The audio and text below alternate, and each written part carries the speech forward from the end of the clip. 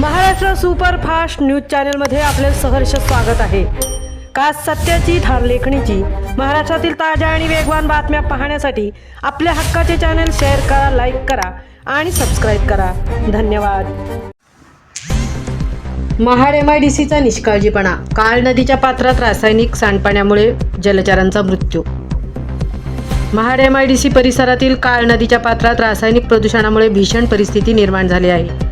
कारखान्यातून सोडल्या जाणाऱ्या घातक रसायनांमुळे नदीचे पाणी दूषित झाले असून याचा थेट परिणाम जलचरांवर झाला आहे।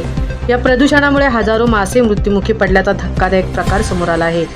नदीचे पाणी रसायनामुळे गडद रंगाचे झाले आहे आणि या विषारी पाण्यामुळे जलचर प्राण्यांचा मोठ्या प्रमाणावर मृत्यू झाला असून नदीकाठी मृत माशांचा खच पडला आहे।